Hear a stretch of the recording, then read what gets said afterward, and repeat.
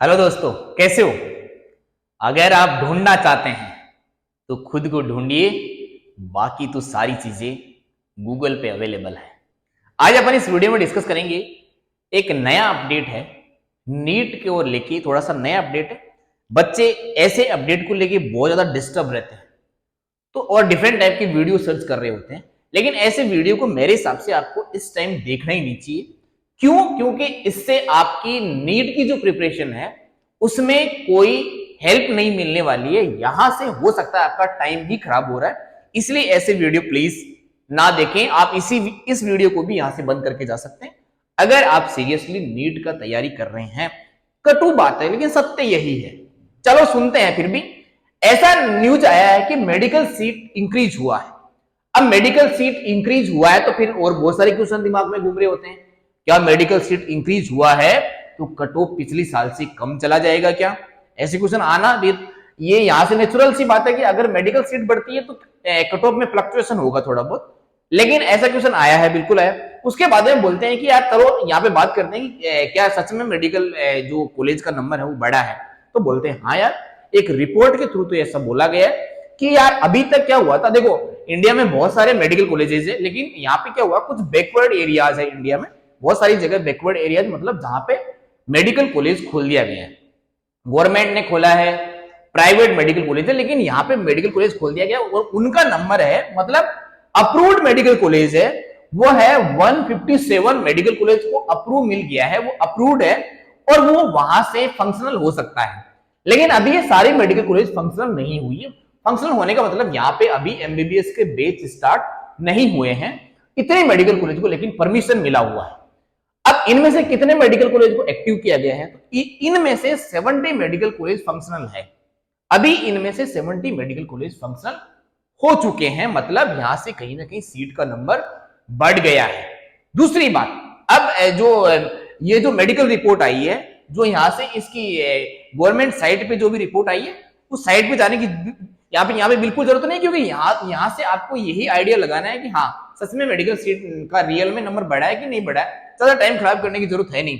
देखो, उन्होंने ये बोला है कि हम इन सारे मेडिकल कॉलेज को फंक्शनल करने के लिए 3 फेज बनाएंगे। मतलब ऐसे कि पहले फेज में इतने मेडिकल कॉलेज को अपन फंक्शनल कर देंगे, सेकंड फेज में इतने को कर देंगे और थर्ड फेज में इतने को कर देंगे, और यहाँ पे कुछ इस तरीके से नंबर भी लिखा हुआ है। तो बोलेंगे पहले फेज में अपन 58 मेडिकल कॉलेज को फंक्शनल कर देंगे, बहुत बढ़िया। उसके बाद में सेकंड फेज में अपन 24 मेडिकल कॉलेज को फंक्शनल कर देंगे और थर्ड फेज में 75 मेडिकल कॉलेज को फंक्शनल कर देंगे।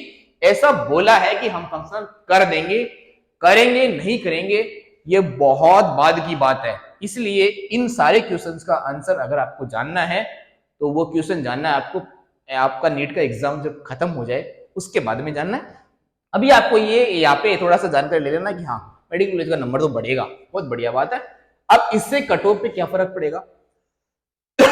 एक तो मेडिकल कॉलेज का नंबर बढ़ गया, एक सिलेबस कम हो गया तो कट ऑफ तो कम जाएगी, ऐसा क्वेश्चन आ रहा है अपने यहाँ। लेकिन इसका यहाँ से कोई रिलेशन नहीं, कट ऑफ कम जाने का रिलेशन यहाँ से है ही नहीं। और मैं आपको एक बात अभी लिख के दे देता हूँ, कट ऑफ बिल्कुल भी कम नहीं जाने वाली है। जो भी सिलेबस का रिडक्शन हुआ है ना, उस सिलेबस में भी हार्ड क्वेश्चन बनाए जा सकते हैं, उस सिलेबस में भी इजी क्वेश्चन बनाए जा सकते हैं। और हार्ड इजी कुछ नहीं होता है, अगर आपने कंटिन्यूअसली पूरी साल थ्रू आउट ईयर अगर आपने ढंग से शिद्दत से मेहनत करी है तो आपके सामने कैसे भी क्वेश्चन आए आप उसे फोड़ देंगे, ये मेरी गारंटी है। अब देखो, फिर बोलते हैं कि न्यू सिलेबस जो ऐड हुआ है वो कोई खास ऐड नहीं हुआ है और वो पहले से कहीं ना कहीं एग्जिस्टेंस में था और कई कोचिंग्स में या फिर कई टीचर उन्हें पढ़ा भी चुके थे। तो बोलते हैं कि नया सिलेबस ज्यादा ऐड नहीं हुआ है और सिलेबस कम हुआ है। लेकिन ये दोनों बातें मेरे को कहीं ना कहीं झूठ लगती है। ना तो सिलेबस कम हुआ है और ना नया सिलेबस ऐड हुआ है, कहीं ना कहीं वापस बैलेंस कर दिया गया है। जो चैप्टर डिलीट किए गए हैं रियल में वो चैप्टर एक बार रिपीट किए गए थे उस सिलेबस में ही, इसलिए रिपीटेशन हटा दिया गया सिलेबस का। बाकी सारे सिलेबस सेम ही है। अगर आप प्रोग पढ़ेंगे ना तो उसमें पूरा डाइजेस्टिव सिस्टम पढ़ना पड़ता है और आपके ह्यूमन डाइजेस्टिव सिस्टम को यहां से रिड्यूस कर दिया गया। इसका मतलब क्या हुआ कि फ्रोग पहले नहीं था और डाइजेस्टिव सिस्टम हटा के फ्रोग ऐड कर दिया गया, तो हो गया रिप्लेस। इसी तरीके से बाकी चैप्टर का रिप्लेसमेंट हुआ है, बाकी सिलेबस कम नहीं हुआ है। तो ये दोनों बातें झूठ है। उसके बाद में नीचे आते हैं पेपर का लेवल। अब बोलते हैं कि यार सिलेबस थोड़ा कम हो गया तो पेपर का लेवल कैसे होगा? तो पेपर का लेवल हार्ड होगा कि इजी होगा? ये कैसे डिसाइड होता है भाई? इसका कोई पैरामीटर है क्या? कोई इसमें कोई यहाँ से कोई पैमाना आता है क्या जिससे अपन ये बता पाए कि हार्ड और इजी क्या होता है?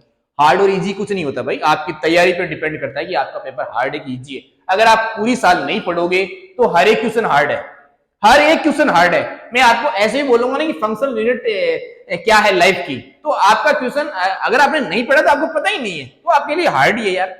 अगर आपको सिंपल से फॉर्मूले के बेस पे अगर आपको डिस्टेंस और टाइम दे रखा है और आपको वेलोसिटी निकालना और आपको अगर वहां पे स्पीड निकालना नहीं आ रहा, तो फिर आपके लिए तो बहुत हार्ड है यार ये पेपर। तो हार्ड किस पे डिपेंड करता है? मेहनत पे। अगर आपने हार्ड वर्क किया है तो पेपर हार्ड हो चाहे इजी हो, क्या फर्क पड़ता है? इजी भी कुछ नहीं होता और हार्ड भी कुछ नहीं होता, आपकी तैयारी पे डिपेंड करेगा। अगर आपने तैयारी में मक्कारी करी है तो पेपर आपसे नहीं हो पाएगा। इसलिए आपको क्या करना चाहिए? अब आपको ये सारी बातें सुनने के बाद में आपको कौन सी गलती नहीं करनी है जो आप अभी तक कर रहे हैं या फिर आप आगे वाले टाइम में कर सकते हैं कि आपका सिलेक्शन रुक जाए, ऐसी गलती आपको नहीं करनी। कौन सी गलतियां नहीं करनी है?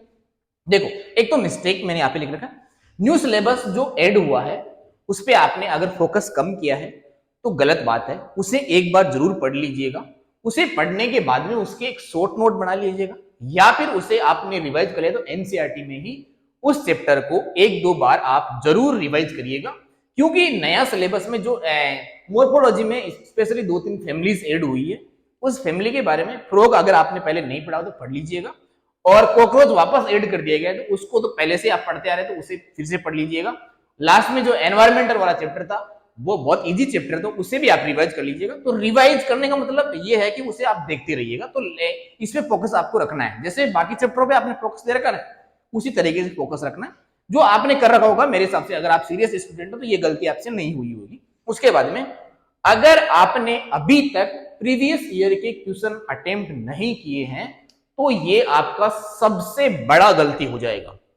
पुराने सालों के क्वेश्चन अगर आपने अटेम्प्ट नहीं किए हैं तो सच में सबसे बड़ी गलती यही होती है। हर बार स्टूडेंट से यही गलती ज्यादा होती है। इसमें आपको सारे क्वेश्चन मिल जाएंगे, इसमें आपको हर एक चैप्टर में डिफरेंट टाइप के क्वेश्चन किस तरीके से एग्जामिनर फ्रेम करता है वो मिल जाएंगे। उसके बाद में सिलेबस का जो नया पैटर्न है उसमें कोई ज्यादा चेंज नहीं होने वाला, आपको सीधे क्वेश्चन याद कर लेने। मतलब क्वेश्चन जो आपके पुराने सालों में आए हैं, मैं तो कहता हूँ 6-7 साल के क्वेश्चन आपके दिमाग में रटे होने चाहिए। तो 6-7 साल के क्वेश्चन को आप बार बार लगाते रहिएगा। हर एक चैप्टर के 50-60 क्वेश्चन आपको बार बार रिवाइज करते रहने चाहिए, मतलब 5-6 साल के क्वेश्चन।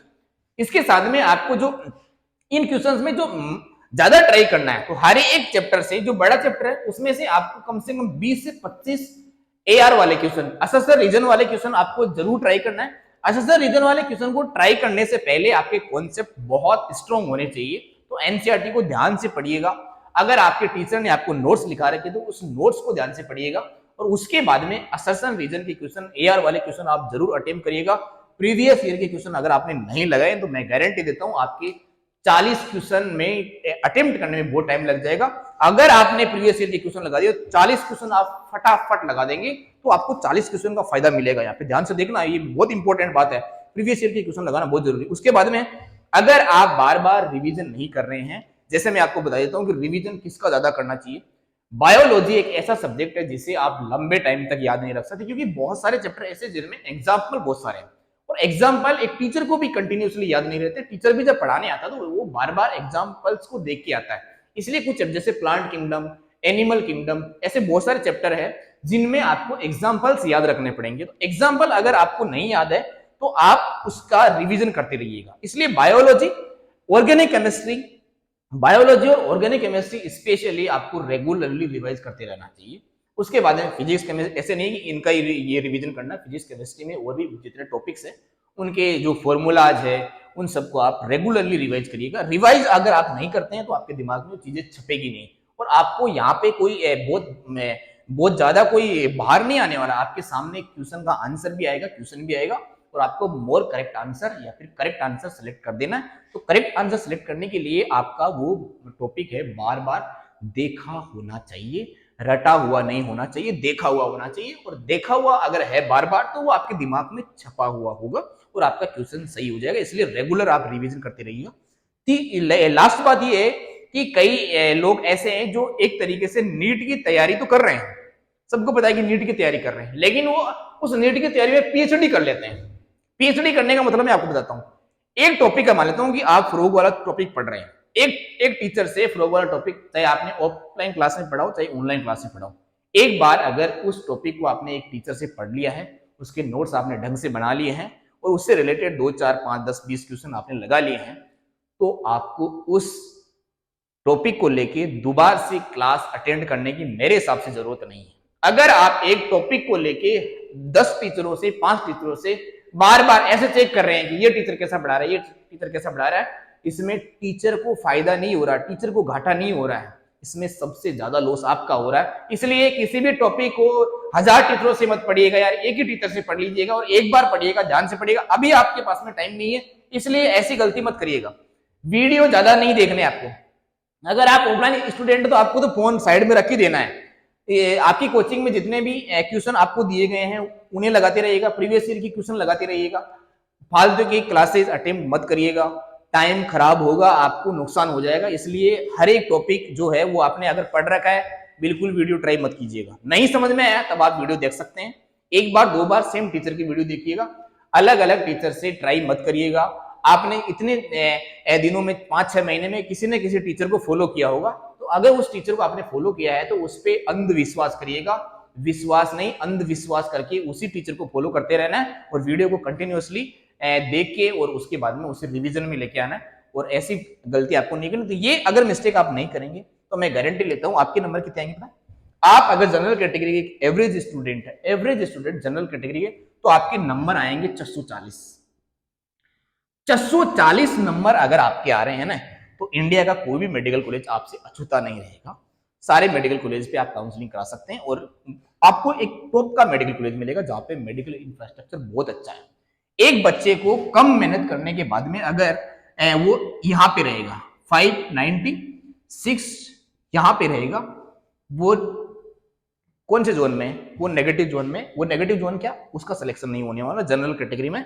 ये कट ऑफ इस बार की भी है, यहां तक कट ऑफ गई है, तो इस तक यार इससे ज्यादा नंबर तो आपके आने चाहिए और ये गलती आप नहीं करेंगे और कंटिन्यूअसली पढ़ते रहेंगे। जो भी टाइम आपके पास में बचा है आप यहां तक पहुंच सकते हैं। नीट में सिलेक्शन कराने के लिए आपका इंटेलिजेंट, आपका आईक्यू लेवल हायर साइड होने की कोई जरूरत नहीं है। अगर आप एक एवरेज स्टूडेंट हैं और आप में कंटिन्यूटी है, आप अगर ये काम बिना मिस्टेक के रेगुलरली कर लेते हैं यहां से भी, तो मैं गारंटी लेता हूं आप किसी न किसी मेडिकल कॉलेज का गेट जाके खोल देंगे। Okay, thank you, all the best.